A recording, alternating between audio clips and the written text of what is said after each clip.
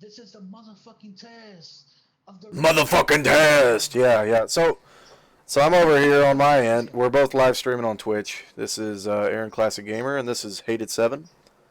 And yeah, We've there we came go. up with an awesome idea. Go ahead, tell them, Noel. What's the idea? What are we doing here? What's this show all about? Hold on, buddy, because I got some dropping fucking frames on my Yes, side. drop that's frames. right. Yes. Exactly what I wanted to say. Yes. Awesome. Beautiful. There goes Twitch. You son of a... Oh, damn it. Damn it. Okay. Damn it all to hell. Come on, stabilize, stabilize, stabilize. Jump over to multi, man. I'm just telling you, it's so much better. No. It's not OBS, it's fucking Twitch, dude. Okay. You stay there. I'm gonna fucking stop. I'm gonna stop and then I'll come back. I'm staying and I'm live and I'm gonna play some Metal Slug and whatever works, dude. Let me go to the settings. Mission 1. Bring it down to 2,000. And gonna bring this to 23. Oh shit! I put 23,000. Okay, there we go. Now I think we should be ready, or I should be ready. Here we go. Going live once again. This is a test. Live, uncut, uncensored. Relic Outlaw broadcast system. If you hear a long beep, do not be afraid. We are not there to rape anybody. We're just making a test. Yeah. So basically, here we are. Yes. The tag team of the century. Could it be a raping test? What? What? And it's doing the same shit again, dude. What the fuck? I don't know. What the fuck? It's dropping frames, whatever. I mean, at least if we got... Mine actually looks good for once. Yeah. You got a good connection. I told you, got a fucking fast connection. I got my shitty upload speed of like 2 megabytes. You need to move away from Puerto Rico, man. Yeah, but that's besides the point. That doesn't even have anything to do with streaming. I had to move. Try a different island. Try Cuba. I am going to ignore what you just said because that is so wrong on so many levels that I cannot begin. Oh my god. I'm just busting your balls. Did you get your shit to work or what? Well, it's still dropping frames like a fucker. I don't know why, because it's not even recording. It's just streaming, so... What's your bit rate? I guess Ubu is taking a lot of the bandwidth, and that's why... You know, Oh, I didn't even think about Ubu. Yeah. Yeah. But it's okay. We'll keep... Remember, this is just a test, and I'll be able to see it even if it starts jumping on my side. Because that's basically what it does. It happened to me when I did the first Crisis run. I started out good, and all of a sudden I would watch the stream, the first segment, and you would see like go like this. So yeah, so I'm playing Crisis. Then you know, and you see like the jerking of the frames. That's all the frames that is dropping. So yeah, I kind of went on a tangent. I'm here. I have my shit. Let's change this. Okay, I'm back. We're making a test, Aaron, Classic Gamer, and I, because we have been thinking long and hard to make a collaboration. Hell yeah, collabing. Where we can both, you know, pitch in things that are going on in the industry, gaming industry to be specific, and yeah, he brings his experiences, I bring in mine, and we tag team to fuck everybody up. That's basically the gist of it. Yeah. Have anything to add, Oh, Aaron? sorry, yeah. Well, I don't know, man. Just here to discuss why retro.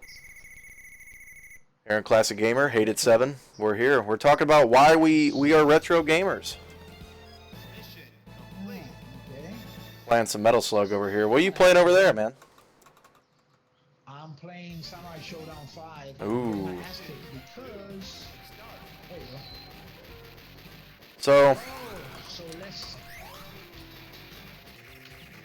So what were we talking about earlier? We were talking about, so why we retro, right? So I'm a big proponent of, I like playing retro games because they're a hell of a lot cheaper. I can go down to the retro store and, you know, for $30, $40, I can come out with, you know, like 10 games, man. So our first subject would be pricing. Is that what you're saying? Pricing on retro games? Yeah. Makes it an advantage? Yeah, I'm thinking on average, you know, they're a lot cheaper. You know, because they're outdated and so on and so forth. Well, just to be an asshole, I'm going to give you my counterpoint to that. And I'm going to have to pause because right now, Nina is... Nina! Letting me talk. Okay. Pricing is something that's very... It fluctuates a lot because in terms of retro, we have certain individuals that by doing certain things, and you know a lot about this, you know our friend Anthony should know a lot about this. Oh, yeah. Doing some modifications and doing some stuff, you know, some weird stuff to the actual hardware that's available for us to buy and purchase. They have brought up the pricing on retro stuff, you know, substantially. Oh, yeah, greatly. Like 3 years back where you would pick up a Sega Genesis and it would be like a standard pricing for that either used or new Sega Genesis. Now, all the prices seem to be inflating. Yeah. To add to that, when you talk about, let's say, new games, you still have the indie market. I mean, you go to Steam and you take one of those sales that is basically like 75-80% off the games, and you buy some pretty badass games for like $2 or $3. But say you like consoles and you don't want to mess with the PC and all that kind of stuff, you know. Kind of like my boat. I don't really care for PC gaming that much, you know what I mean? Except for Blizzard, of course. My buddy's telling me that I geek out to Blizzard, so. Yeah, full retard Blizzard. Full retard. You know, I'm just saying, you know, like the other day, I went down to the game store and I bought 4 or 5 Atari games, Atari 2600, and they were 50 cents a piece. I got 2 PS2 games, and they were $2 or $3 a piece. Bought an Xbox 360 game, I think it was $10. You know, I don't know. And I got a couple other games. I walked out with like 15 games for like $30, man. So, and they're proven classics. I know they're going to be fun. It cost me very little money. You know, I just think bang for your buck. Sometimes it's better to go retro. You know, I appreciate, you know, current consoles, but you know, on the budget-minded individual, I think, you know, still retro is the way to go, man. If you're going to be on a console, anyway. Well, if you're going to be comparing, let's say, you know, apples to apples, and you're comparing like modern consoles to retro consoles, yeah, I have to give you that. I have to give you that. Retro is a very enticing proposal if you're tight on a budget, and you know, and you're not, and PC is not an option. Yeah. Now that in itself, what you just said, you know, that you're not into PC gaming and don't care for PC gaming, as much. You know, makes me want to drop a bomb over your house for some reason, but okay, I'm gonna let that one slide for the sake of the argument, you know. But yeah, it's true. Retro does offer that, you know, entry level for people who can't afford newer consoles to just go in and see what it's all about. But then again, also it can be argued that what's in place, let's say for the Microsoft console and PlayStation console, which are the respective PSN networks and Xbox Live, they do offer some kind of options in terms of, you know, cheap games that you can buy. Sure. Granted, they're not as good as the retro stuff, but you get at least something to work Yeah. with. And I haven't mentioned the Wii U, the eShop. I mean, you can't go wrong. You got sure, man. Games, and they're in full quality with some new options with the gamepad. You Sure. do have some option out there, but Well, I kind of look at that as retro, though. You know what I mean? I mean, you're playing the retro games. It's still retro. You know what I'm saying? You're just playing it in a newer format, as far as I'm concerned. yep. But the big reason why I like retro, I don't know about you, but it's definitely gameplay. So I don't know how you feel about that. Huh? What do you feel about the gameplay that makes it let's say, quote unquote, better than what we have now, at least in your opinion? I think just tighter controls. You're not worried about downloading, DLC, trying to get your games patched and all that kind of stuff. Like right now, I'm playing Metal Slug 1. It's a great game. It's finished. It's a fun game. The controls are tight. That's not something I have to worry about. It's not as complex. But still, the gameplay is deep, and I keep coming back for more and more, Well, I have to agree with you there. The fact that the industry, how it is right now, where you're being nickel and dime for every piece of new content or content that's supposed to be in the damn game to begin with. Well, sure. And then it's not included. That is a major deterrent for somebody who is gaming, on a budget. Because even the most recent examples, like I don't know, I'm getting like really invested in the subject. I can't.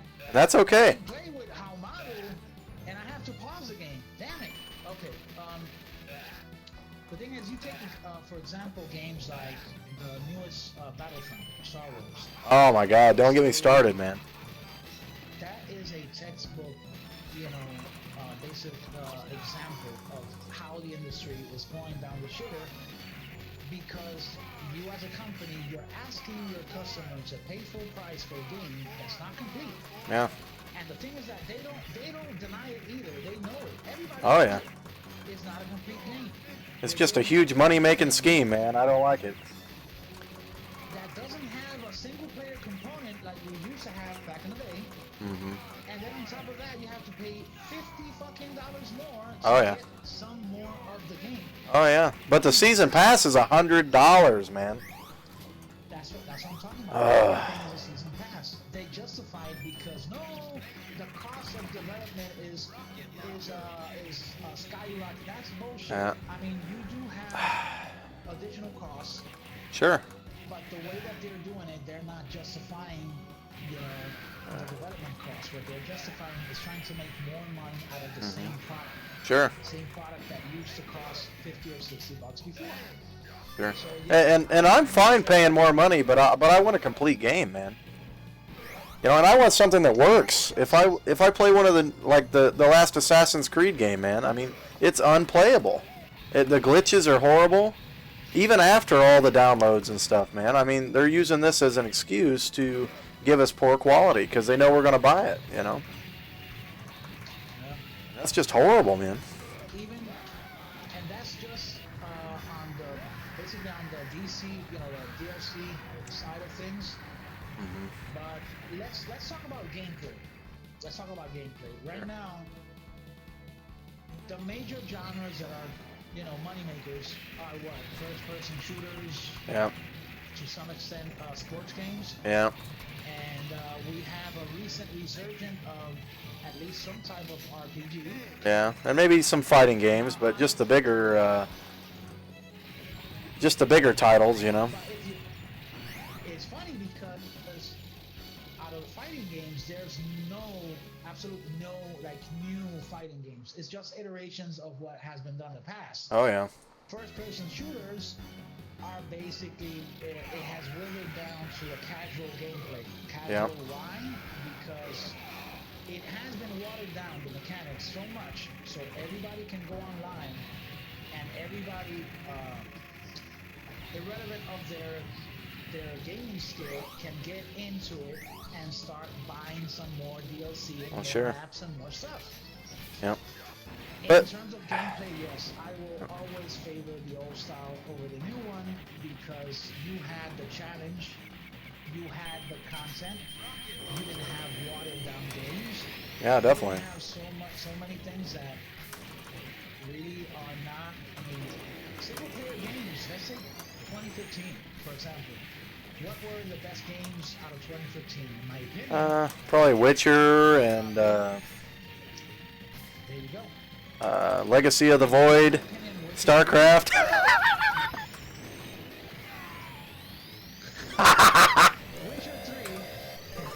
Witcher 3 is an example of CD Projekt, a developer that is not characteristic of in any way of the industry as it is right now. I mean, Or they are approachable people. Fallout 4. They listen to their fans.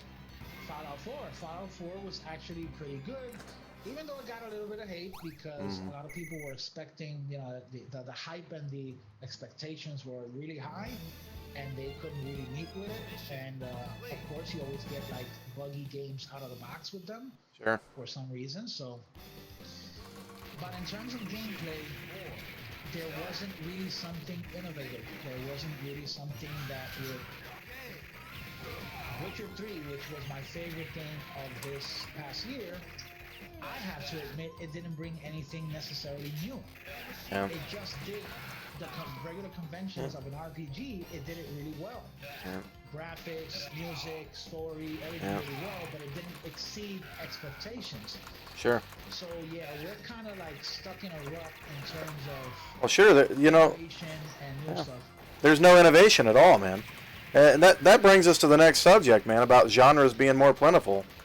This is one that I think you should talk about because you're really into the shoot 'em ups and you know the fighters and kind of thing that you know really are underrepresented now comparatively to the sports games and the first-person shooters and that kind of stuff. So. Now I never tried to deny it or shy away from the fact that I am a big Nintendo, Sega, and Fanboy. NEC with the TurboGrafx. Yeah, I really used to root for these companies because they would always bring something new to the table. Sure. Right now, genres. I mean, we have lost to the console wars. You know, after the PlayStation 2 on. We've lost genres, and again, I have to pause. I can't multitask today, bro. I don't know what the fuck is going on. I need my whiskey. See, I've got some rum right here, buddy. Just come over here. Rum and Dr. Pepper right now. See, that's why. Because you're letting me do the talking, and you're having fun playing over there. Ah, we're both talking. But you are right, man. I mean, you know, there's so many, you know, first-person shooters and that kind of thing that there's not the great variety of games we used to have. I remember going to the store, you know, when I was younger, and there would be, you know, there's all these shoot 'em ups, you know, vertical shoot 'em ups, horizontal shoot 'em ups. You still had a few first-person shooters like Wolfenstein and Doom and those kind of things, but they didn't dominate. You know what I mean? Yeah. So. But that's the funny thing. See, when back in the day, when the big companies like Nintendo and Sega and even Sony at the very beginning, when they would talk next generation, you would be like in wonder. Like, oh yeah. Oh my God, how is this gonna look in a next generation console? This is gonna be mind blowing. This is gonna blow us away. And that's definitely not what we did this time, did we? No. Contrary, they started killing off genres like, you know, the beat 'em ups, the shoot 'em ups, the strategy games. I mean, with the exception of Nintendo that still keeps them alive, you don't see that. And now even more so that to many people, Nintendo is not competitive anymore. Yeah. Which is, to me, it's complete bullshit because everything that they brought out is still good. Yeah, but it's kind of a different audience, you know. You capture the little kids and then the hardcore Nintendo fanboys.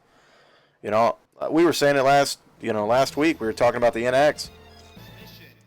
I think it was on your live stream, and I said I don't give a shit if it works or not, or it's horrible or anything. I'm still gonna buy it. You know what I mean? But that's not the mainstream. You know what I mean? And that's something right there that's gonna be an episode in itself that we're gonna be doing, because that is, to me, this is like the last hope. I know it sounds a bit hyperbolic, but it's true. Because whether people like it or not, the importance of Nintendo being alive in the market is basically what's keeping us together. They're the last ones innovating, man. Nintendo, yeah. The last innovation. Nintendo, they hated so much on the Wii U, and they hated ever since the Wii came out. I know you got your reasons for it, or you you feel betrayed or this and that, but it's basically it's been exaggerated in my opinion, because Nintendo never stopped bringing out quality content.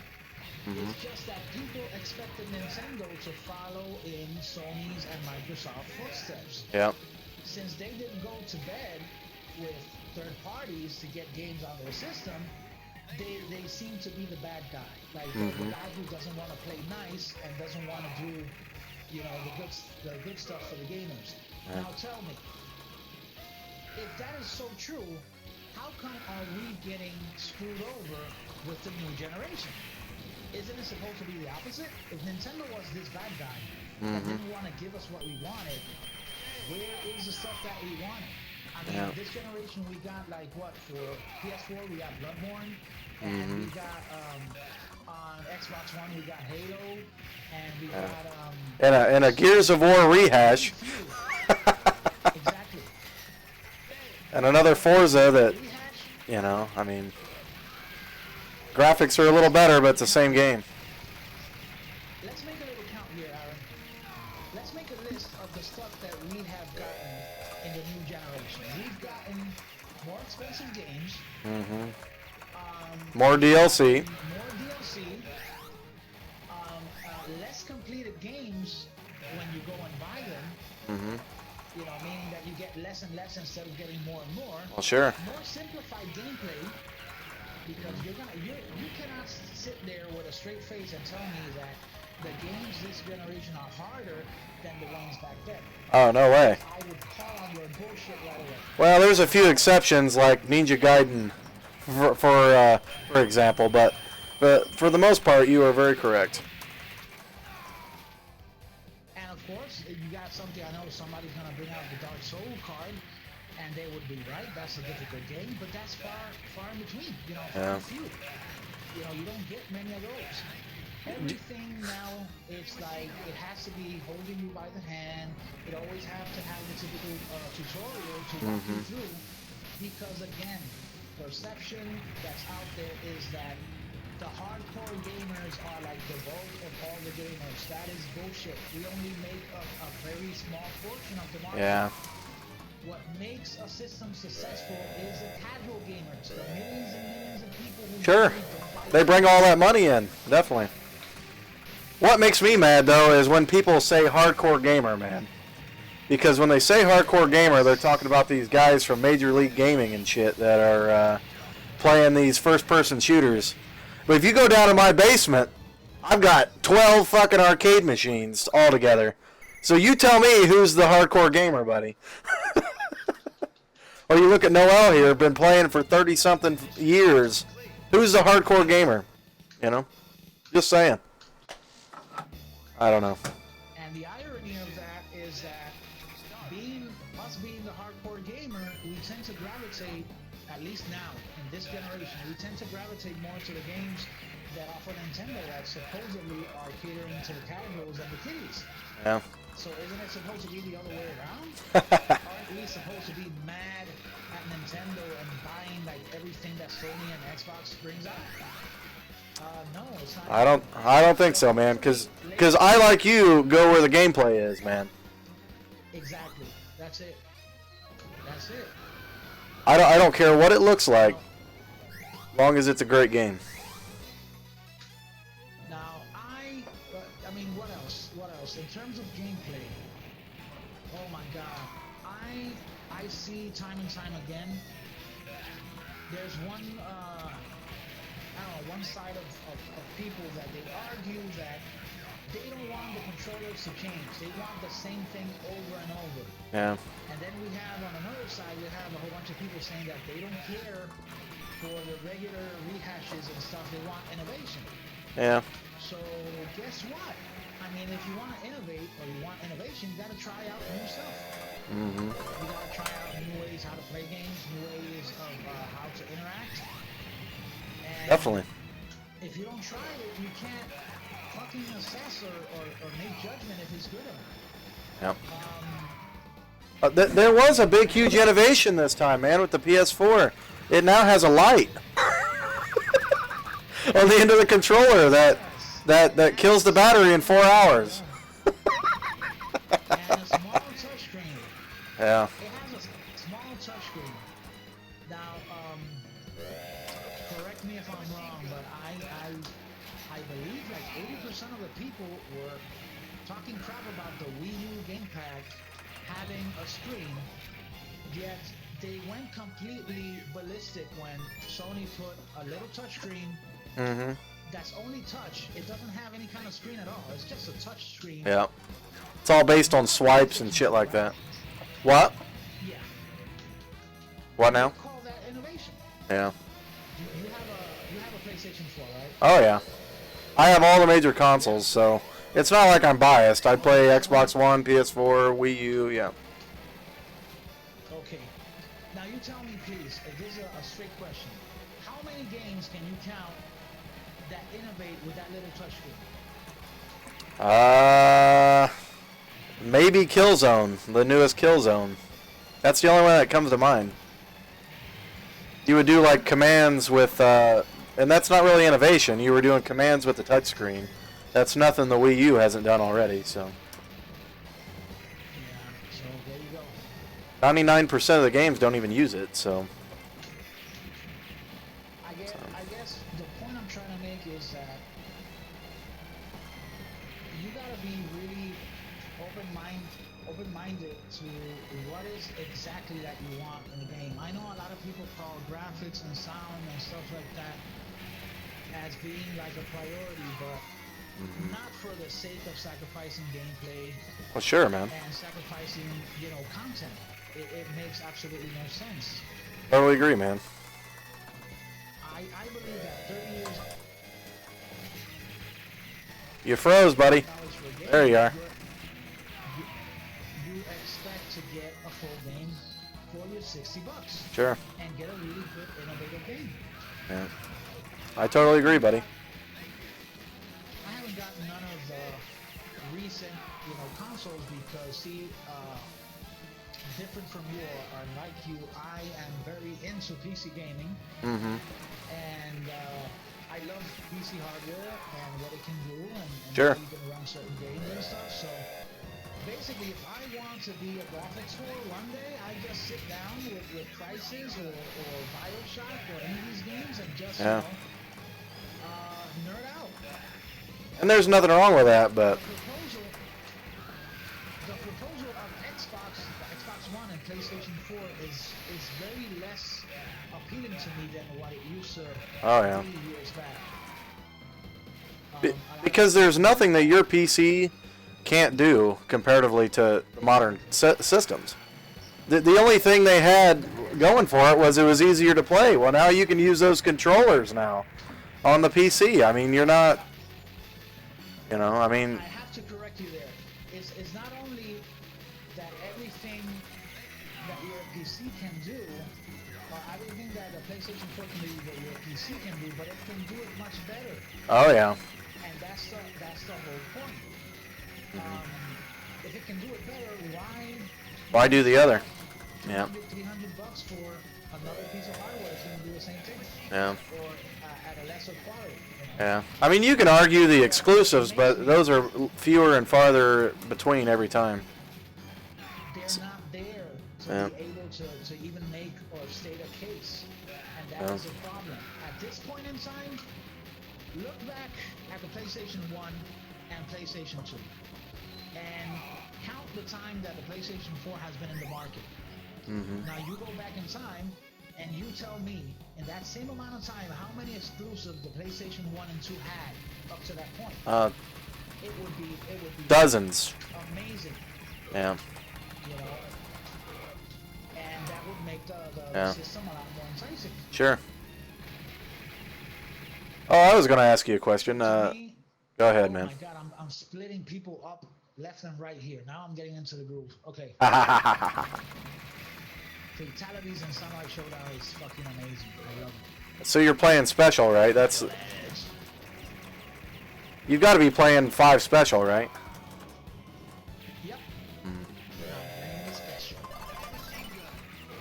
That's where you get an opportunity to bathe in your opponent's blood. When you finish. Yeah, it's beautiful. It's beautiful. So, what do you think about controls, man? Like, and not just controls. I meant experience. You were talking about controls, but how about the overall experience? I mean, you remember being younger and going to the arcades and seeing all the different arcade machines and the cutting edge hardware and the atmosphere there of it. I mean, that's something you cannot replicate with common games. I mean, newer games. In my opinion, anyway. Well, you have on one side, if we're gonna talk exclusively about the arcades, let's leave the consoles out of the argument for the sake of this question.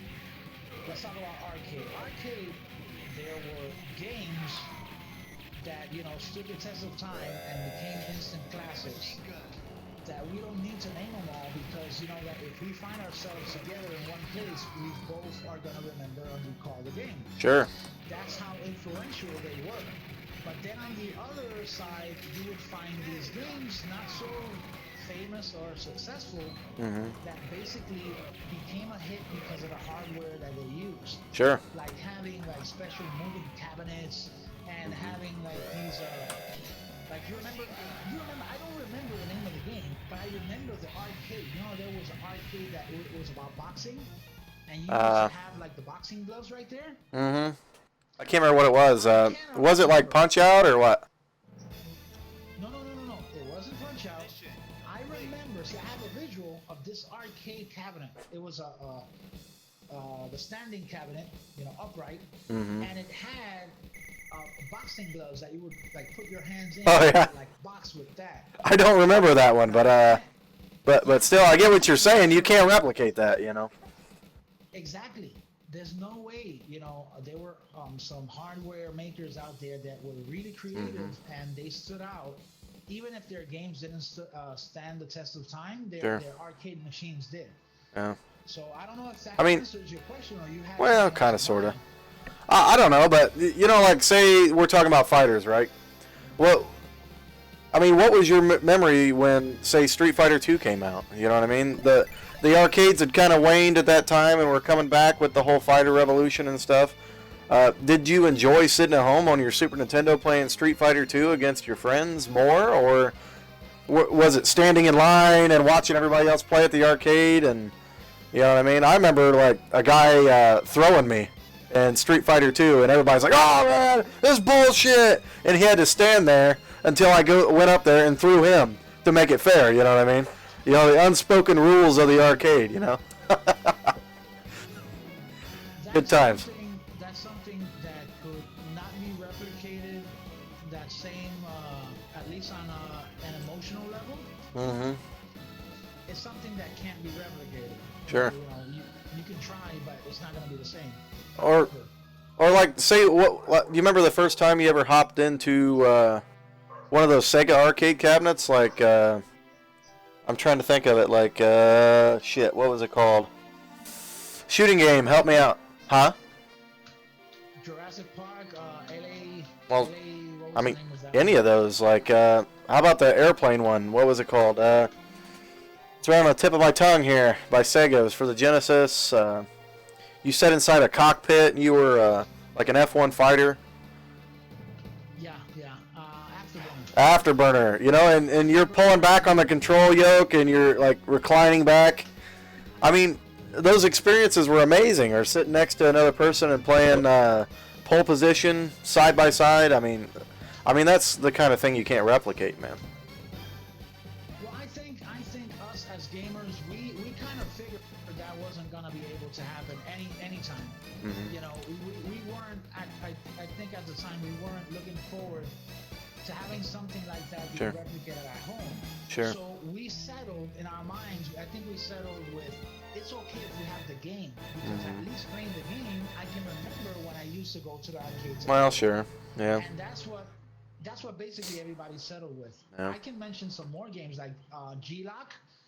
Oh yeah. With the helicopter. Yeah, that was a fun one. A badass cabinet. Hell yeah, it did. And another one.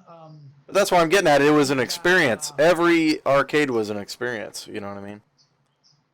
Power Power Drift, dude. Ooh, Power yeah. Drift from Sega. That was cool. That had like that little boogie thing, and Mm-hmm. you would get in, and that thing would like throw you around and stuff. That was Up and down to the sides, yeah. That was badass, man. Oh man, so there's. what about that Sub Hunter? Remember that game? Maybe that's not the name. I just played it in a live stream. You're a sub. It's a shoot 'em up horizontal game. The one made from Iron. Yeah.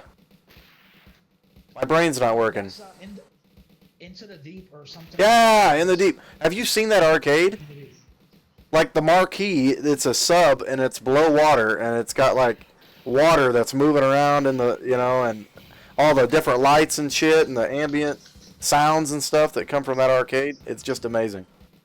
That's my point though, it's an experience, man. Like I can play these games on MAME like Metal Slug, but when I have more fun is when I go downstairs in the basement and I stand in front of my real NVS arcade, The controls are tighter, like I was saying. It's an experience,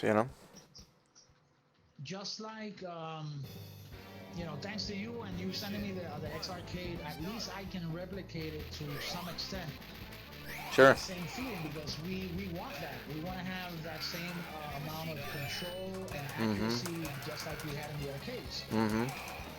That has been replicated pretty well. Now the feeling of being in that arcade and hanging out with your friends, that can't be replicated. I mean, you can invite your friends for some pizza and beer and play on the consoles. Yeah. And it's gonna be somewhat similar, but it's not gonna be always, exactly the same. Sure. That's impossible. Sure.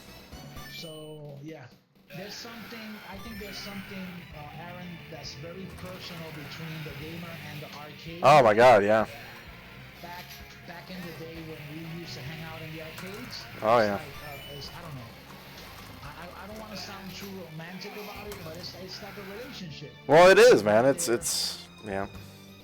I remember spending my lunch money there, man, and not eating lunch just so I could go to the arcade and play the new games, Yep.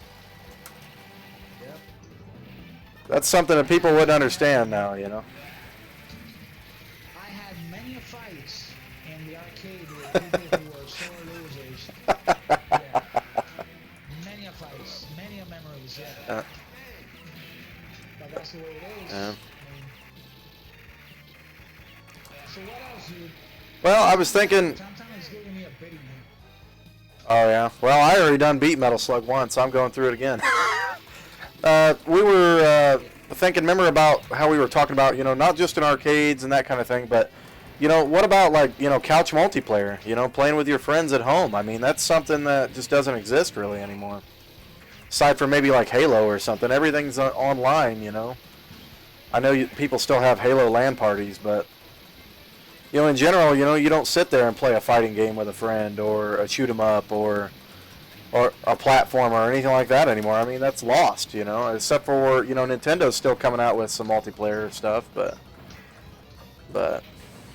I don't know.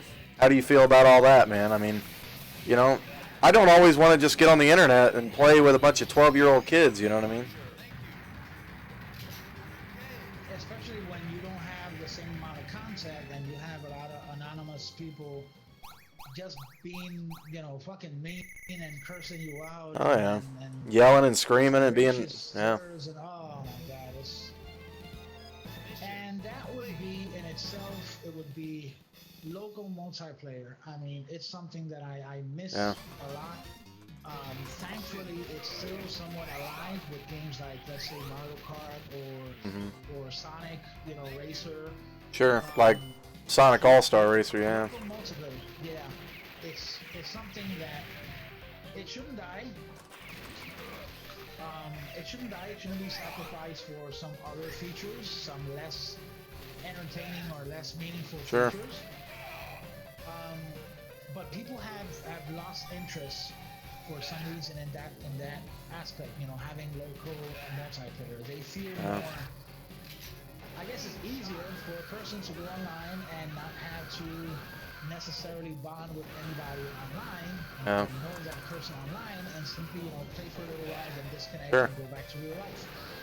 But it's like our Neo Geo Challenge videos, though. You know what I mean? I mean, we can play the games and watch how we're reacting, that kind of thing. But like, say we were playing Samurai Shodown yesterday, like in the Neo Geo Challenge. If we were actually playing together, you'd be kicking my ass up and down that game, and then you'd be able to see my my responses and be able to throw insults, and you're sitting there physically right next to the person. I mean, that would be totally different. You know what I mean? Yeah. As fun as these experiences are, I don't think they're comparable. I would dare to say that local multiplayer was the thing that actually bonded gamers into a community. Sure. I think local multiplayer is what actually made the term gamer become a reality. Sure. Because think about it. I mean, you would have your system, but the most joy that you would get out of the system is when you would play with your friends. Mm-hmm. Even if it was just one friend. But I remember I had like so many good memories of playing local multiplayer, like in games like Turok. Oh yeah. Turok Wars, GoldenEye, Mm-hmm. and these were like. I mean, we played for. Really raw. Sure. I played for hours on GoldenEye. Really raw first person. Yeah. Mm-hmm. I mean, it's Turok added that kind of like comedy element to it, and Time Splitters a little bit further than Time were games that were fun for local multiplayer because they added allowing you to be characters like animals and monkeys and stuff like that. So you add two and two together, and you can act like a monkey and be a monkey and shoot the monkey and decapitate the monkey, and a whole bunch of fun stuff would ensue. But you would have your friends right there. Sure. And it's something that I don't think for now online will be able to give to you. Mm-hmm. And now that we are moving more towards virtual reality, I Yeah. don't know how that's gonna play. If it's something that's gonna catch on or it's gonna become mainstream. Expensive. That's what that's gonna be. Yeah, I for once, I love. I gotta say, even though I sound like an old fart that likes to fight, and it's against everything that's new, that's not true. I mean, I am one of the most vocal person that supports new technology. Oh yeah, man. You're a huge techie, man. New technology shouldn't replace the human aspect of anything, especially in gaming. In gaming, you should have your buddies playing with you. You should have fun playing. You Sure. shouldn't have to worry about stuff because it's entertainment. It's there to make you feel happy and give you a good time. Mm-hmm. It shouldn't be the other way around. So. Totally agree, man. How do you feel about the? Huh? I'm gonna be looking into. I was watching Simply Austin, the guy I recommended you on YouTube. Mm-hmm. Check out. He's like all completely like fanboyish with RetroArch. RetroArch is another emulator slash user interface or graphical interface for playing multiple systems through emulation. And what he was talking about, the features that kind of like grabbed my attention was the fact that all of those systems, they have a common network where you can actually play with other people online multiplayer. That'd be pretty cool. So you wouldn't be having just Super Nintendo games or Sega Genesis games or arcade games, but you would be having them online with other people to play. So I'm gonna be looking into that to see, what it takes to set up and what exactly is it that we need. And if it's something that's worthy enough for us to change the hyperspin stuff and turn it into RetroArch, I gotta look more into it. It'd be different. It'd be pretty cool. Huh? Yeah. Yeah, it would be pretty cool because it would give another meaning to our Neo Geo challenge if you think Oh my God, yeah. we could start actually competing, but we would have to get other people on board because of the fact that's emulation and it's not the real thing. So yeah, that's a hard row to hoe with some people, especially Neo Geo people. Which is funny because we're both playing emulation of Neo Geo right now, but Exactly. so you know what I miss? I miss the console wars, man. Especially the 16-bit console wars, when every system was so much different, and every system had like a different, you know, I don't know.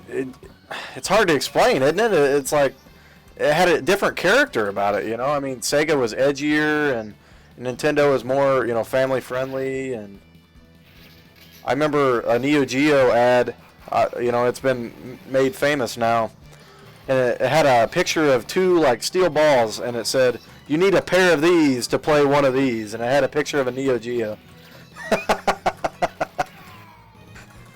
is, yeah, I remember one with a top hot dog or something like that, or one of those advertisements for Neo Geo. Sure.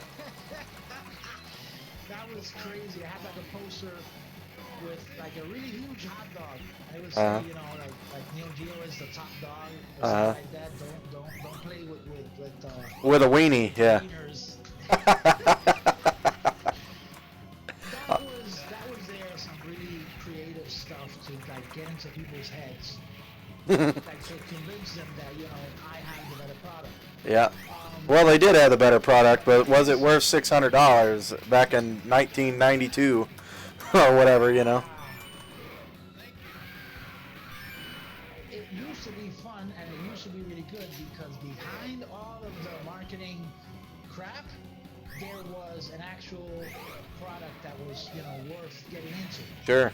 You know, even Neo Geo, as expensive as it was, it still had, you know, qualities, things that would appeal to someone who actually had the money to buy it. Sure. Both Nintendo and Sega, you know, they were pioneers, and they both brought something substantial to the table. So there was something there that we would say, you know, regardless which one I pick, I know I'm gonna have a good time. Sure. I mean, the libraries were totally different. I mean, you've got, you know, like Sonic and Golden Axe and Kid Chameleon and Altered Beast. I mean, you just go on and on and on with Sega. You know, Phantasy Star, and then on Super Nintendo, you know. I mean, you know Nintendo better than me, but, you know, you've got the Donkey Kongs, Mario, Zelda. I mean, just totally different cast of characters. I've noticed a tendency lately of people, at least on the forums and online, kind of like trying to change history for some reason. I don't know why. I don't know why people bother to try and change with opinion, try to change, you know, history, stuff that has actually happened. There are a lot of people denying the fact, or trying to deny for Nintendo what they did back in the day, back in 1983, 84. They saved it, man. They're trying to, yeah, but there's a lot of people. There's a large movement. Believe me. Look online, and you're gonna see them. You're gonna see traces of them. People that are actually online trying to make people understand or believe that no actual crash happened. That gaming was still alive and kicking back when Atari fucked it up for everybody. Yeah. Now they make their arguments that at the time consoles went down. Yes, it went down, but computer gaming kind of like filled the void for that. Now, Yeah. I'm gonna come out straight and say it. You know, that's complete bullshit. It may have been that case, you know, in the UK, in some other, you know, country, Australia maybe, but not in the US, man. Come on, let's be honest here. In the US, Atari drove the industry to the ground. Right off a cliff, man. You know, it was basically that you would say console or video game back in the Atari days, you know, at the very end, and people would give you a fucking weird look, like, oh no, fuck that, I don't want to have anything to do with that, you know, no, get away from here. Sure. That's how bad it was. It was a fad that had passed. You know? It was a fad. It was kind of messed up. I mean, if it messed up because there were, you had on one side, you had guys like people like that had Intellivision, that had ColecoVision, that had Magnavox Odyssey. Those were pretty nice platforms, but after the Atari debacle, it became like, no, you know, we gotta get out of this shit. as fast as possible because we're gonna sink. Yeah. There's no more money here because people don't want us anymore. And I think there were more systems then too, man. I mean, Oh yeah. you know, you had Coleco and Intellivision and Vectrex and Atari 2600, 5200. You had the computers, you know, you had Commodore 64, you had, I mean, it goes on and on and on. So. Amiga, Commodore, Sure. MSX, you had a whole bunch. I mean, and not only, let's go even back. Let's even go back further. At the same range of the 2600, you had like 20-something consoles that were just like Atari in the sense that they would play output games like Pong and Sure. tennis or hockey or something like that. I mean, that's how Atari started, really. I mean, in the home market, they were just making Pong systems. Exactly, but there was a lot of competition. The problem was that basically with their expenditures and their crappy stuff, at the very end of the life of 2600, it became, you know, they got too comfortable with making money and not paying too much attention to quality. Sure. Where we're at now, man. Crappy product. Exactly. I would argue we're on the verge of another crash, man. There you go. That's what I was working up to. Because you combine, to me, if you're going to oversimplify the whole deal of the crash of 83, all you have to bear in mind is that you had a crash because you had an overly expensive product being crappy.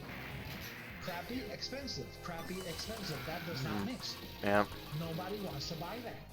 And people who do buy it will get tired of it and they're going to let it go. So are we going down that path? I'd say we're getting close, man. And there's a lot of saturation going on in the market, man, with all these Steam machines and PS4 and you know, the Xbox 360 is still around and kicking, the PS3, the Xbox One. I mean, the NX is getting ready to come out. You know, I mean, the market's gotten smaller since the demise of the Wii and all that, and there's more game systems to choose from, vying for those gamer dollars, man. So, I don't know. The way I see it now going further, 2016 and on, is that if Nintendo, and I'm praying to God that is the case, because everything that seems to be pointing towards the NX it seems to be very good and very encouraging. I don't know if you knew about this. I posted on my Facebook, but the information that came out, I think it was yesterday or the day before, where Macronix is doing the memory for the NX. Oh yeah, I didn't know that. And Macronix is the people who actually did the memory units for the cartridges of, you know, Nintendo system in the past. And it has a lot of people thinking or questioning, could we go back to cartridges? And I'm like, hell yeah, why not? I mean, doesn't it seem appealing to you, you know, to get away from DVDs and CDs and go back to cartridges? No loading times. Yeah. You know, somebody told me. Are you talking about the ColecoVision Chameleon? What? You haven't heard about that? They're calling it the ColecoVision Chameleon. Oh no, I'm not talking about the retro system. The retro system that's coming out that now Coleco bought. No. Yeah. I'm talking about the news that came out that Macronix, a company, they make ROMs and memory units and stuff like that. They are making they have like a forecast of all the memory business that they're going to be having in 2016. And they mentioned the new system and they mentioned NX, that they're doing the memory ROMs for the NX. Now, if they're making memory ROMs, there's a good chance that they can be doing, you know, Nintendo could be going back to cartridges. That would be crazy. Can you imagine that? That would be fucking insane, dude. It would be very different. People who I have spoken about the issue tells me like, no, but why would you want cartridges if they're so expensive to make? That's not the case anymore. Well, not anymore. That's not the case. Yeah. Back back in the 64 days, yes, a memory chip would be, oh my god, incredibly expensive. But not even, don't even look at it that way. Look at it at the present. We have as a format, we have Blu-ray, right? Sure. For our current games. If we have a cheaper to make format, you know, hosting our games, why are we still paying $60 fucking dollars? Isn't it supposed to be like, I don't know, since it's cheaper, you know, $40, $45? Sure. No, we're still paying 60. Again, just the DLC. Mm-hmm. So if we would go back, if Nintendo would take us back to cartridges, it would mean zero loading time, zero patching, having to connect online to fucking patch, and basically having all the game run at a really good speed. You know, there would be no sacrifices made to the game. And look at all the SD cards and USB drives that are out there, you know, like 100 and something gigs, and look how cheap they are compared to a few years back. So I think there's some potential in it, even though that's not like a subject that we had in mind to discuss, but I wanted to put it out there because it seems interesting. It's definitely different. I just don't know. I guess I'll believe it when I see it, I guess, with the whole cartridges thing again.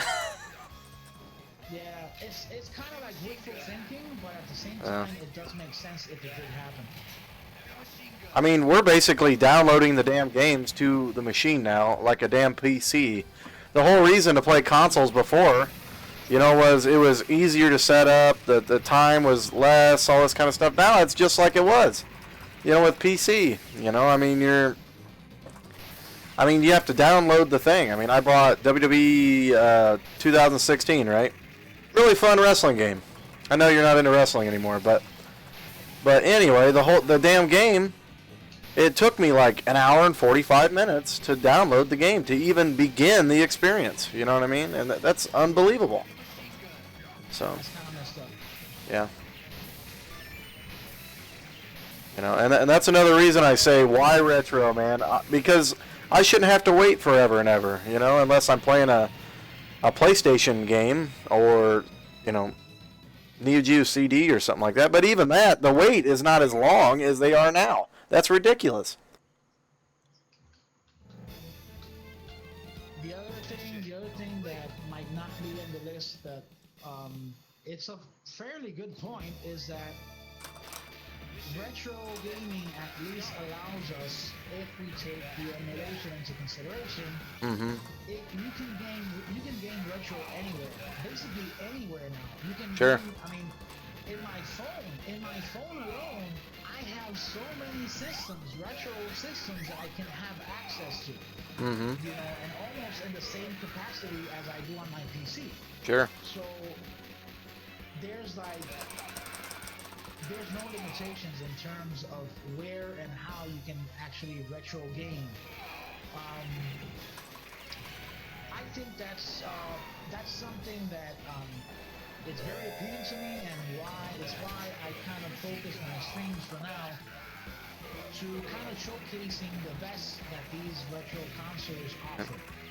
Because there's still a lot, like our friend Anthony likes to point out, there's no point of doing this if we don't introduce a newer generation. Sure.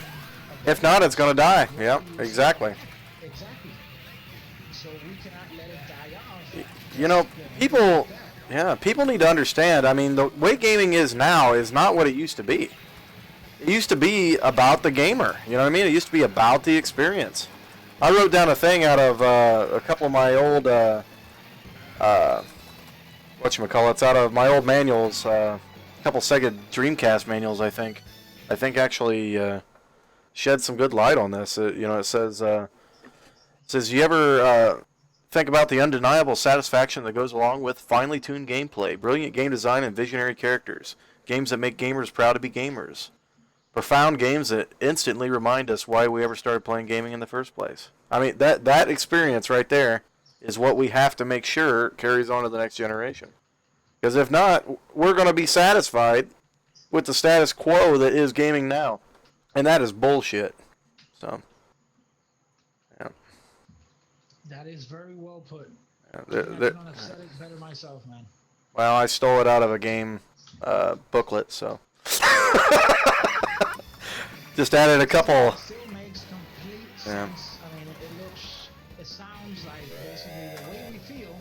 Mm-hmm. The difference is that we kind of like put it into different words, but it's the same feeling. Sure. You know, I think everybody that any gamer that's worth its weight sees gaming in the same way that we see it, and they value it in the same way that we value it.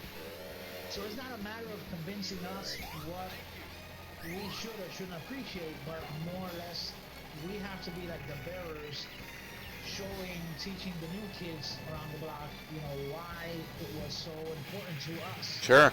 What made it so appealing and so great to be a gamer? I mean, the escapism was amazing. I mean, if you're having a bad day, people are treating you like shit at work or at school or whatever, what have you, you know what I mean? You can always come home and be the hero, you know what I mean? So. Again, my friend, the variety of stuff that you could do was, staggering. It was amazing.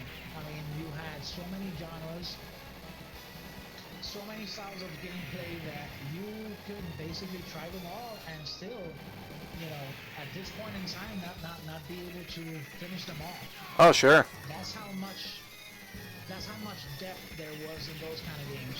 I mean, just take for example, just picking one game randomly. Fantasy Star on Genesis. Oh, yeah. Final Fantasy on Nintendo or Super Nintendo. Shenmue on Dreamcast. I mean, the role-playing game has changed so much. And oh, yeah. So much and so many different styles. The strategy games. I mean, yeah. Even though that was more genre of PC, but I don't know if you got to play. I know that Afroshow and we went completely retard on those. The Final Fantasy Tactics. Oh yeah, that's a fun game. That introduced to me. Yes, that was an amazing game, and it had like amazing story, amazing music, amazing everything. And we're talking about some little cute cartoon characters that would move around in squares to actually fight. So you see that it wasn't all about the graphics. Definitely. It wasn't all about, the high tech or the high def disc or whatever. Sure. It was a fucking gameplay. That was everything. But they complemented each other, I mean, it was good graphics with great gameplay. You know what I mean? And that's what it has to be an immersive experience, I mean, you can have an immersive experience without good graphics, but it helps, you know what I mean? But the gameplay isn't there, there's no point. Exactly.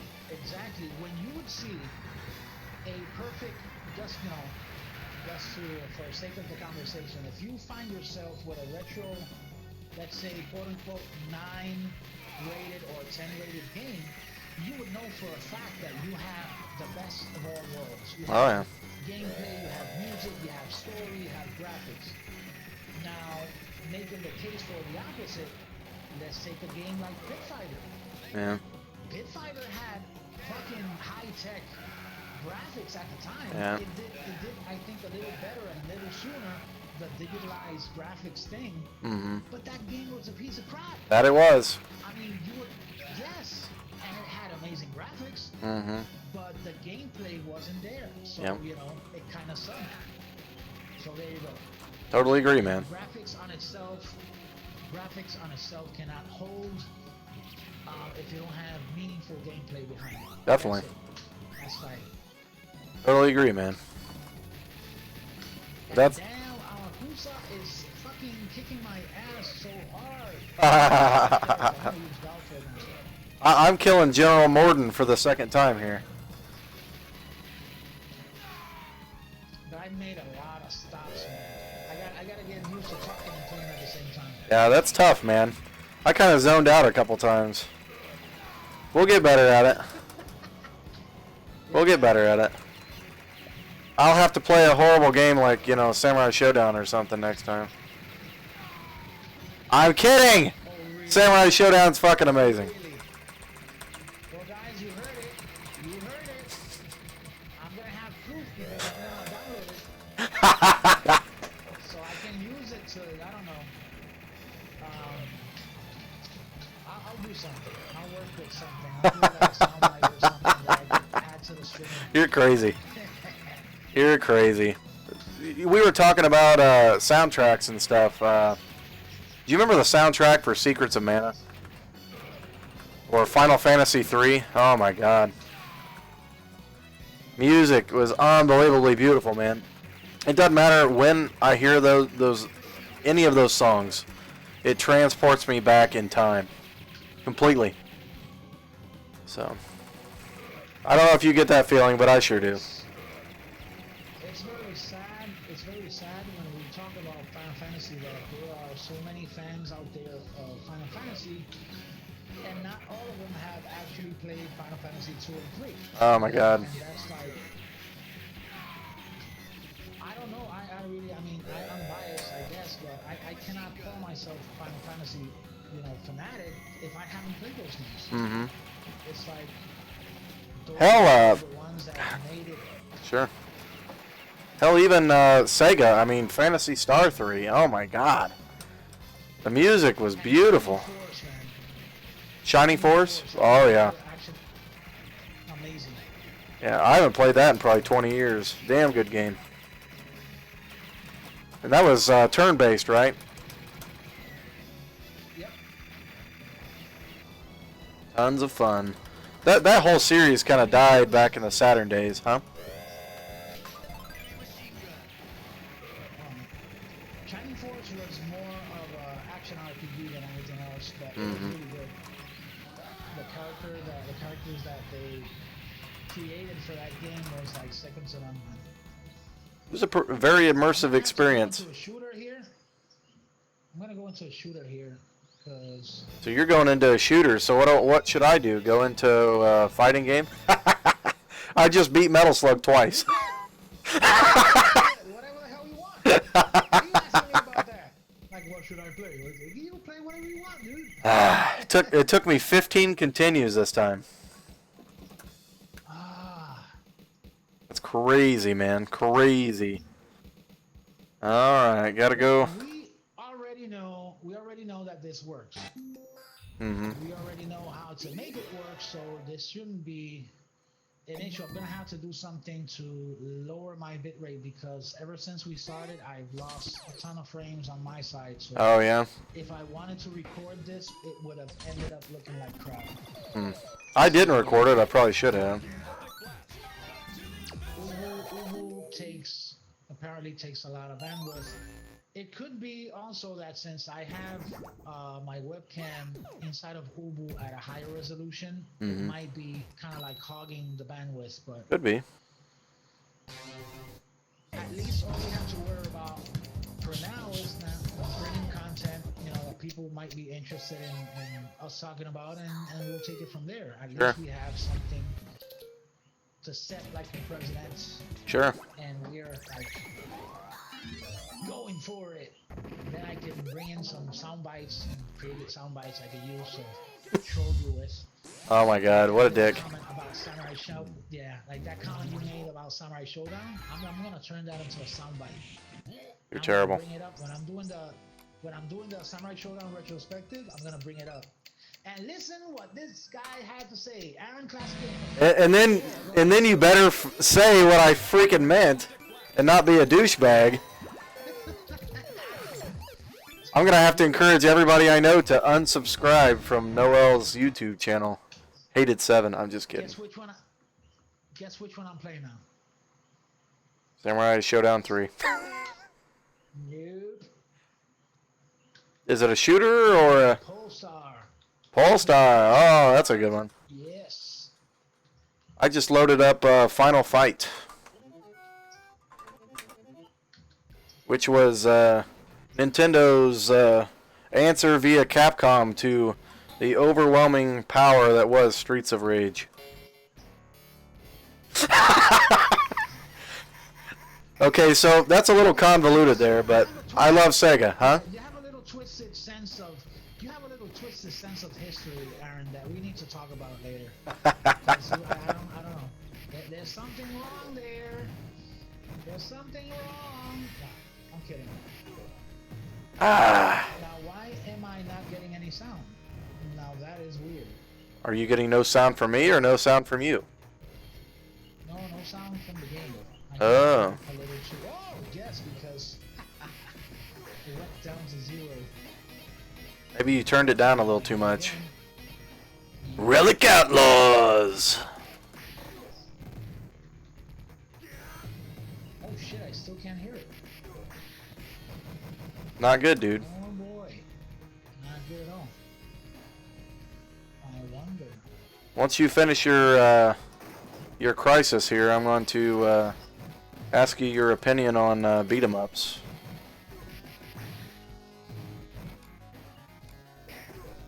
What crisis? Well, being able to hear everything. Now I can hear everything. I just can't hear the game. That's all. I was gonna say, so there were 3 beat 'em ups that came out at the same time, different,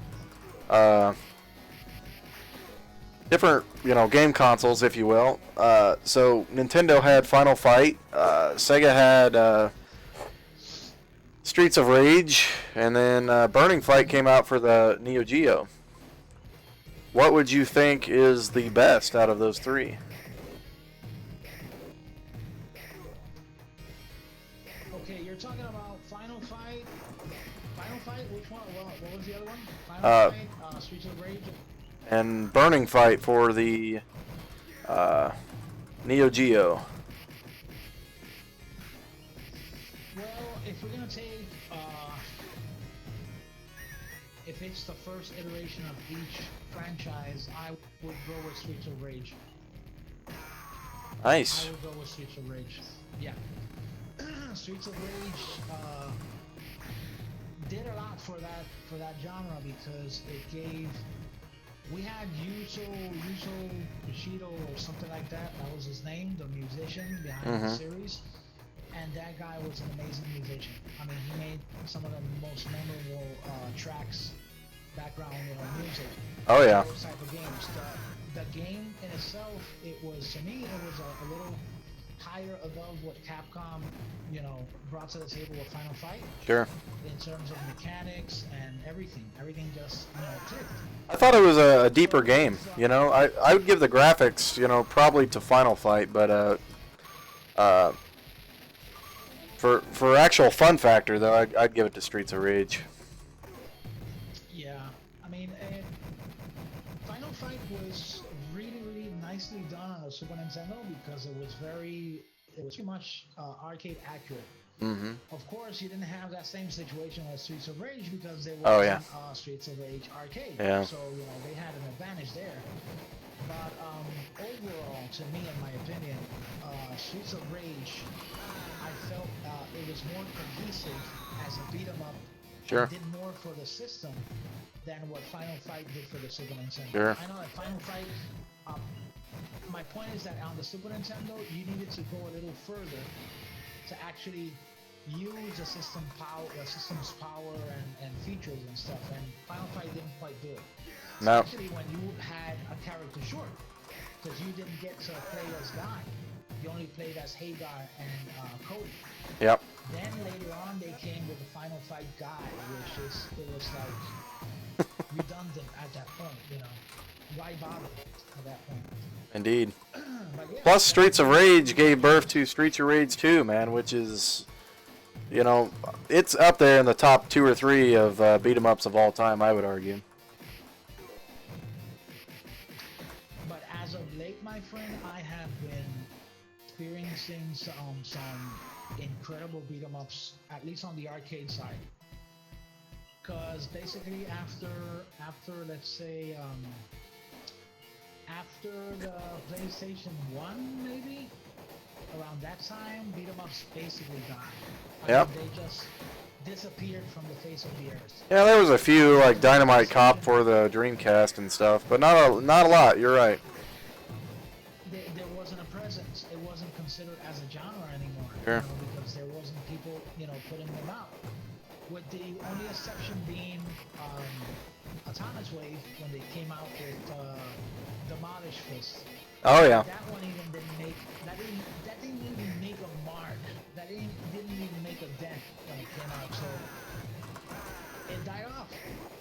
the arcade you have so many incredible beat 'em ups. Oh my God, so many. A few of them that I played, and yeah. How do you? What do you feel about Cadillacs and Dinosaurs? That's one of my favorites.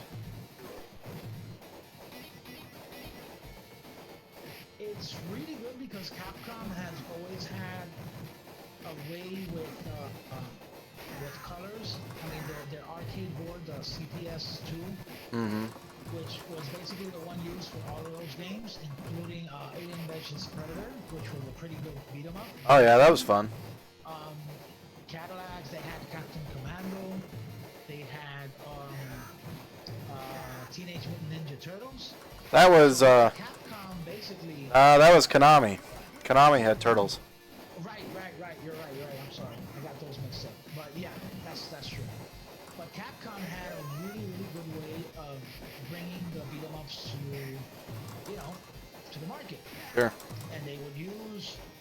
They had bits of both worlds because they had like licensed stuff like Alien vs. Predator, and they would have original stuff like Captain Commando. So they had a pretty good balance, man. Capcom was the shit back in the day, man.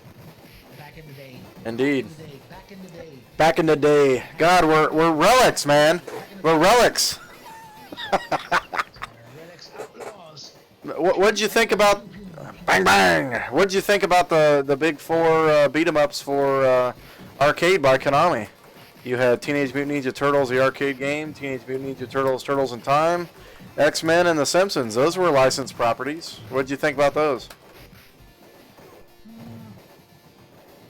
Konami had a good grasp on licensed material as well because they had a whole bunch of hits in the arcade and on consoles. Konami, Capcom, and so many others, Square, Enix, both separate as companies, Sunsoft, they were amazing back in the day. What else? Like the top tier at that time? Jesus, Jalico, Data East, Data West. They were all incredible companies, but Capcom, Konami, Square, Enix. Yeah, I'd say Data East was up there, but it wasn't a Konami or a Capcom, that's for sure. But they did have moderate to really good success on the arcade side, so they had at least some certain level of pedigree coming into the consoles. And even if their games weren't like triple A, they were pretty close. They were pretty up there, you know. But those companies, they died off. Konami, on the other hand, they were like, they didn't skip a beat. They were like there. Oh yeah, they had the RPGs, the action games. Oh man, so many things. They just got fucking greedy, man. That's like the that's the only thing I can say in that regard. Well, they forgot where they came from, man. Yeah. That's very unfortunate. I mean, they shit away all their IPs, man. Castlevania and I mean, it just keeps going on and on. I mean, I could, go on all day. I mean, they had really fun games like Sunset Riders. They had all these different things, and they never expanded on those series. Yeah. Or when they did, they lost the essence of what the game was all about to begin with. It's very unfortunate, but the fact is that there came a time where mid-tier companies, like the ones we just mentioned, Data East and Data West and Jalico and some other companies, there wasn't any room for them anymore. When the new system, the 32-bit onward, Sunsoft started coming around, all of those had to just either merge with bigger companies or just stop doing what they did because there wasn't a market for them anymore. Bandai, Namco, they combined to make Namco Bandai. But those are like humongous companies. We're talking about huge companies from Japan. Yeah. Those were never going to die away because they had strong ties with anime and manga in Japan. So they were pretty solid. But the other ones, like Sunsoft to me is like a really good example. Sunsoft, they had like some of the best games on the NES. They had Batman 2, you know, real classics that Sure. were licensed, but they were like freaking amazing. And then around the time where the PlayStation 2 came out, they all but disappeared. You know, we started seeing some stuff from them come into like the Xbox Live and the Wii eShop, but it's like it's limited to that because they couldn't afford it. Sure. And now we're starting to see. What about Hudson? Mid-tiers. Hudson Soft was huge as well because they were the ones that basically carried the TurboGrafx when it came out, and then afterwards they were smart. Hudson Soft were really intelligent because they had their own platform back in the day. They had TurboGrafx, but they were still licensing games for Sega and for Nintendo. Sure. So they weren't like all proud and shit going like, no, I'm not gonna have my games on your system. Hey, Well, SNK did the same thing, man. They had Super Nintendo, Sega Genesis, 3DO games. You want our games? Just pay for it. Yeah. I don't give a fuck. Yeah. Take it. Have it over. What do you want? What do you want? You want some, what was this called? Oh my god. Adventure Island? You want some Adventure Island? Fuck it. Take it. We got one. We'll make a super for you. And I remember, I miss Adventure Island. That was a great game. They had some really good franchises, but if you ask me where they are right now, I have no fucking clue. I don't know. I don't know what if they turn into another company. I don't know if they even exist anymore, man. What I do know, and with this, I think, let me see, because I think my hyper's been just crapped out on me. I think it was skipping so many frames that it decided to skip all the game, you know, at the same time. Oh no. Okay, let me try with Blazing Star and see what happens. Ah, Blazing Star. I love that game. One of my favorite shooters of all time. I got 781,000 today when I was playing on MAME. See, I'm not getting any sound. Weird, man.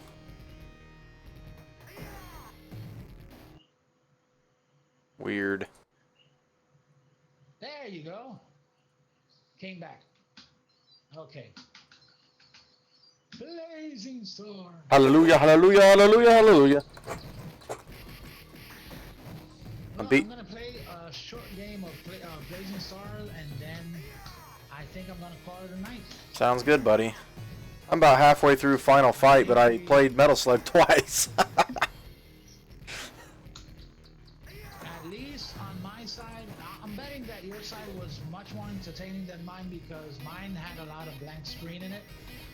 I don't know. I had to be like stopping the game to talk and shit, but That's okay, buddy. I guess I'll get used to it.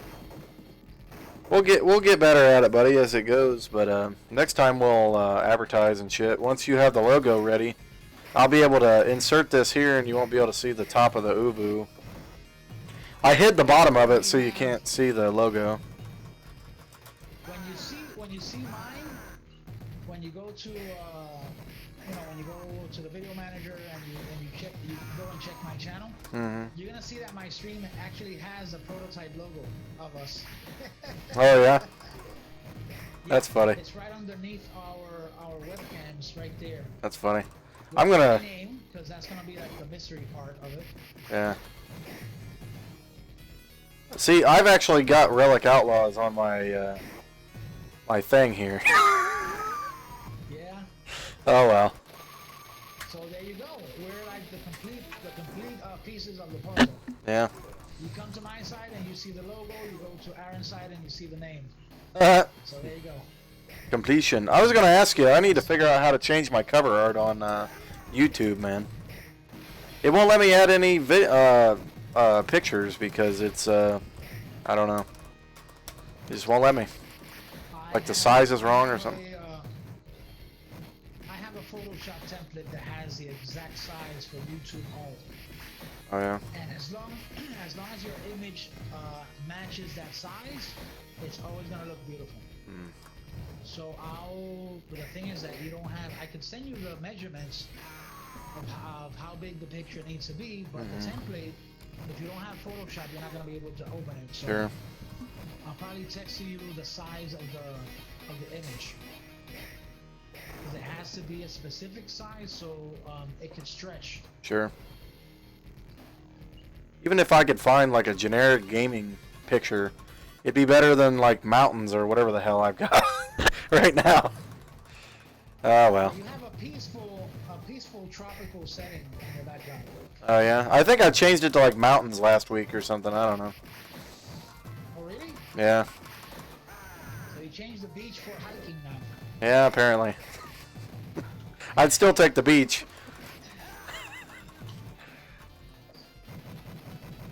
How about if I add? You've got some of the most beautiful beaches in the world, man. What would you rather be doing, sitting on the beach or hiking? I mean, if you're gonna have a beach setting and it's not gonna have like any babes in bikinis, I think I would go with the hiking stuff. Oh. To be honest, yeah. Because beaches, you know, I'm from Puerto Rico, so I'm kind of like already spent and bored of beaches and stuff. But the babes. There you go. Babes, you can always have babes. See, the closest I can get is I have to drive up near Chicago, near the wasteland that is Gary, which like pretty much resembles Detroit if you're not familiar with it, and go to the dunes.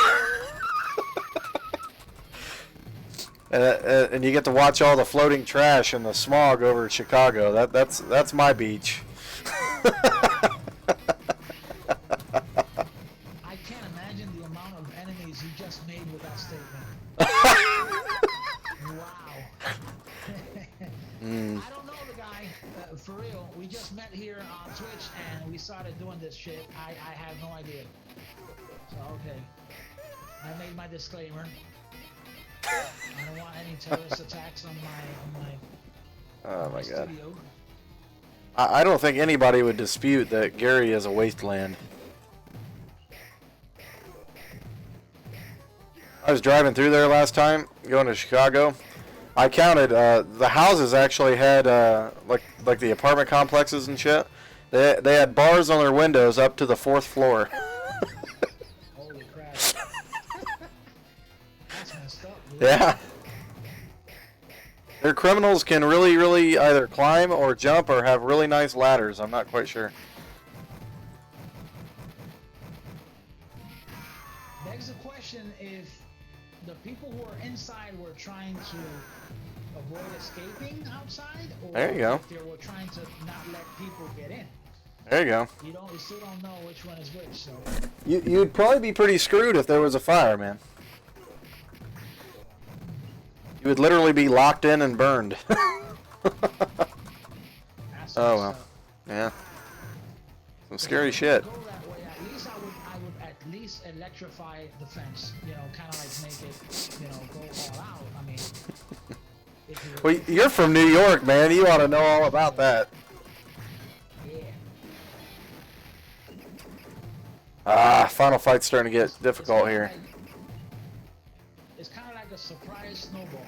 You know, you don't know there's gonna be a rock inside, but once you find out, oh shit, it's too late. It's already too late. You've been hit, smack right in the center of the forehead. That's You're it. crazy. Blood rushing down. You know. You're crazy. So, Yeah. totally off subject. I was going to ask you what you think of that Steam controller. The new Steam controller. Visually, I get off. It gives me an impression that what it offers, it has to do pretty well, because the whole thing about using the pads as a mouse device, I think that it has to work pretty good. And for first-person shooters, I'm willing to bet that it's pretty awesome.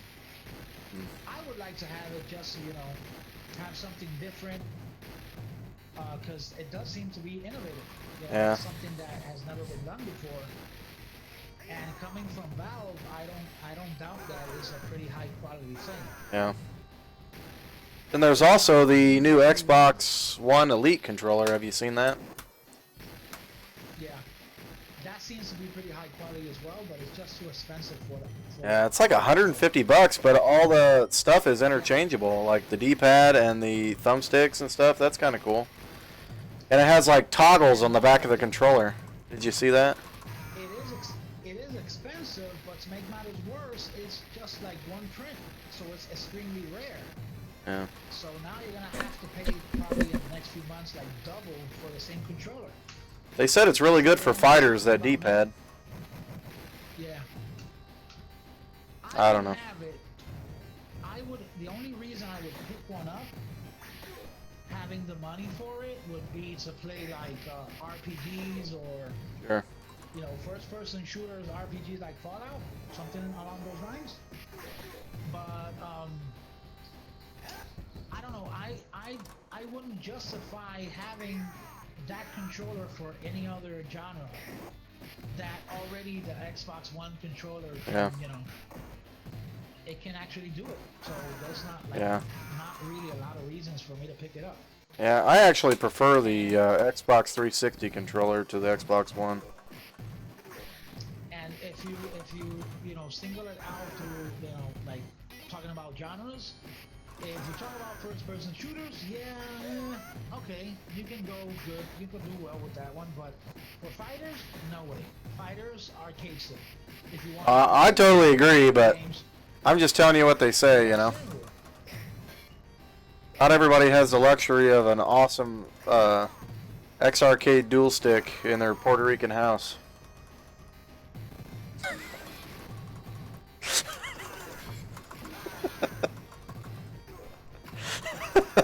You're trying to bait me somehow, and I'm not going to give you the pleasure. So,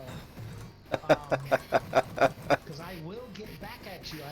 I'm just going to be quiet about it. I know. So yeah, this is like the first collab test, quote-unquote test, of us tag teaming against the fucking world. Relic Outlaws! And Sorry. Hot Diet 7 here from RCT.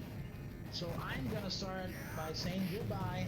I'm getting the fuck out and seeing what kind of mess I have in Twitch right now. I don't even want to imagine what mine looks like. But I gotta say, guys, if you do watch this on YouTube, remember to like, subscribe, check out our channels. I think we feature each other on our YouTube channels. Check us out on YouTube, Twitch, Hitbox, Twitter. What else can I say?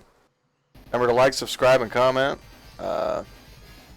Always happy gaming, man. This is Relic Outlaws. This is our first show, so next time will be better. Peace out. Rock on, guys. That'll be it. I'm at the end of my game. He's at the end of his game. We're going to have a good one. Take care, guys. Yep. Thanks for watching.